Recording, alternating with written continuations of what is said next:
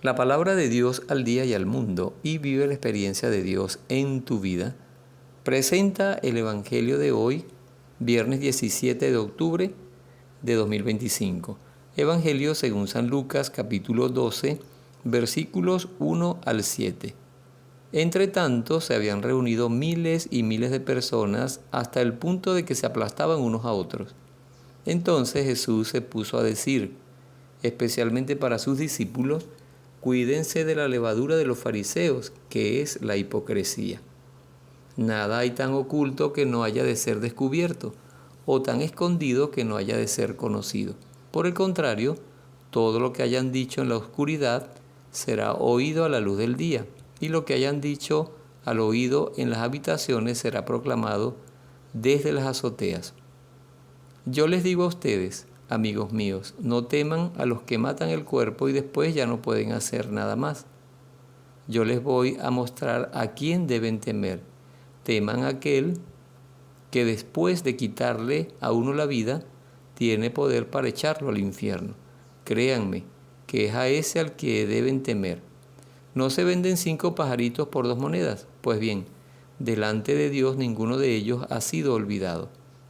Incluso los cabellos de ustedes están contados. No teman, pues, ustedes valen más que un sinnúmero de pajarillos. Palabra del Señor. Gloria a ti, Señor Jesús. Lo primero que Jesús nos enseña en el Evangelio de hoy es a evitar caer en el vicio, en el pecado, en la irregularidad de la hipocresía. Los hijos de Dios, los cristianos, no debemos ser hipócritas, o sea, no podemos llevar una vida de apariencia, aparentar lo que no somos. El Señor nos invita a ser como Él, a ser transparentes, a ser correctos, a ser sinceros en todo, en toda nuestra vida. Así que pidámosle al Espíritu Santo que nos ayude para que nos revisemos hoy y si nos damos cuenta que estamos llevando una vida de hipocresía, de apariencia, que el Espíritu Santo nos ayude a corregir eso para que a partir de hoy seamos transparentes, sinceros, correctos y santos. Lo otro que el Señor nos enseña es sobre las cosas que se esconden ante Dios. Dice, no hay nada oculto que no llegue a saberse. Por eso es importante que nosotros llevemos una vida correcta. Si nosotros llevamos una vida correcta, entonces no debemos tener miedo a que se presenten ningún tipo de problemas o de pecados. Hay gente que, como Adán y Eva, después que pecaron, pasan la vida escondiendo su pecado, escondiendo su mal comportamiento. Y eso lo podemos esconder nosotros de la gente, pero de Dios no podemos esconder eso. Por lo tanto, debemos ser transparentes. Y pudiéramos pensar que Dios como que está pidiendo mucho, el Señor como que está pidiendo mucho. No, Él lo que pide a los cristianos, Él lo que nos pide a los hijos de Dios es porque sabe que podemos hacerlo, que debemos hacerlo, que tenemos que hacerlo, porque nosotros no fuimos creados para el pecado. Nosotros fuimos creados para ser santos, para amar a Dios y servir a Dios.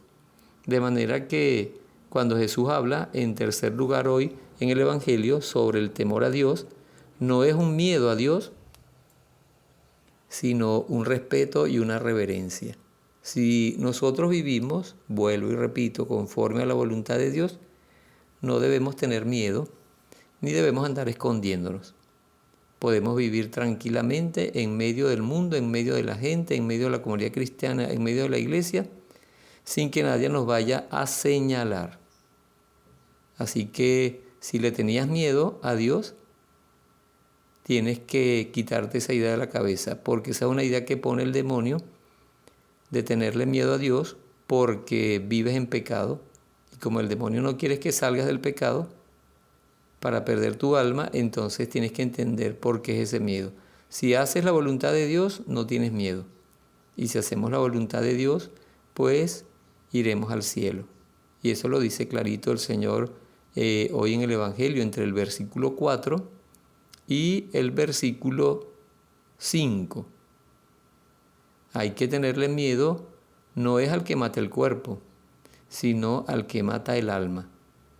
Y por supuesto, Dios no quiere obrar con justicia, antes obra primero con misericordia. El día del juicio, el Señor nos va a tratar con justicia. Antes del juicio nos está tratando con misericordia. Si nos arrepentimos, nos perdona.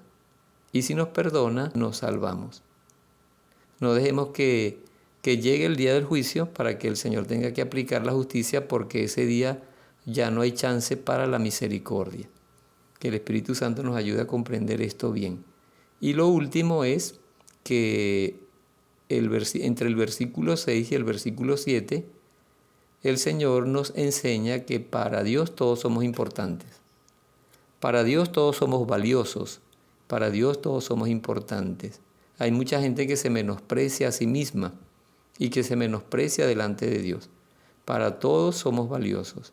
Dios Padre envió a su Hijo a morir en la cruz para salvarnos a todos. Eso quiere decir que todos somos importantes para Dios. Pidámosle entonces al Señor que todas estas enseñanzas que nos ha dado hoy en el Evangelio de la Misa, San Lucas 12, 1 al 7, nos sirvan para confirmar nuestra fe, para fortalecernos, para seguir adelante y para seguir trabajando también como instrumentos de salvación de Dios para las almas. Que con nuestro testimonio, viviendo así como Jesús nos dice en el Evangelio de hoy, nosotros logremos que la gente también se anime a aceptar a Jesucristo y a vivir conforme a su voluntad. Por Jesucristo nuestro Señor. Amén. Dios nos bendiga en el nombre del Padre, y del Hijo, y del Espíritu Santo.